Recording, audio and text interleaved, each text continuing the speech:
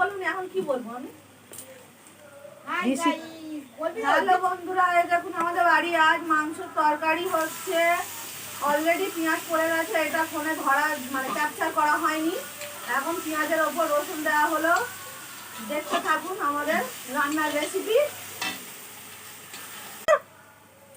বলতে দেবে এই আদা দেওয়া হলো, বললো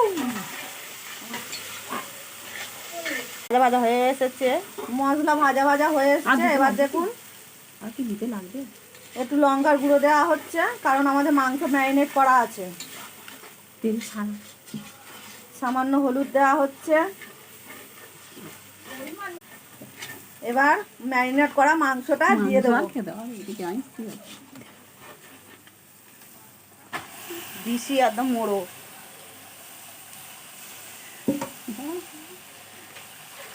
এই ধর নেই।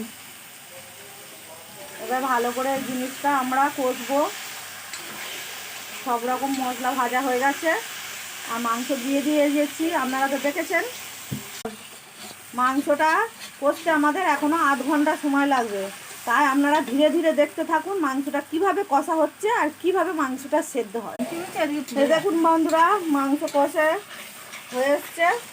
এবার তেল ছেড়ে দিয়েছি, আর খানিকক্ষণ কষবো। কষার পরে একটু জল ঢালবো। দেখতে থাকুন দ্বিতীয় পর্বে। এখনো কষা হচ্ছে।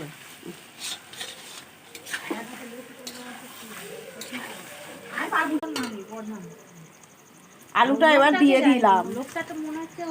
আলুটা ভাজা ছিল, যত সম্ভব নুন বলে হতে পারে, কেন বলছিল প্যারালাইসিস আছে।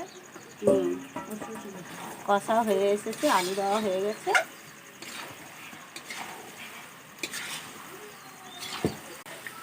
এবারে জলটা দিয়ে দিলাম। এই ঠিক আছে তো, এই আলু টালু সব সিদ্ধ হয়ে যাবে তো। ঝোল অনেকক্ষণ দিয়ে ফুটে গিয়েছে, হয়ে এসেছে।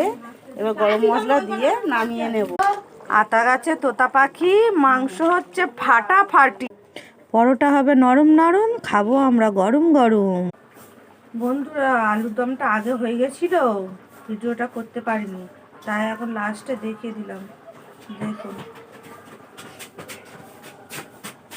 আপনারা পরোটা লেচি অবধি দেখেছেন, প্রথমে কিছু রান্না আপনাদেরকে দেখায়নি। মাংসটা দেখালাম আর পরোটা লেচিটা দেখালাম। আমাদের ভিডিও আমরা এখানে এবার স্কিপ করব, কারণ আর ভিডিও করছি না। আর আমাদের উনানে রান্না হচ্ছে, দেখছেন তো।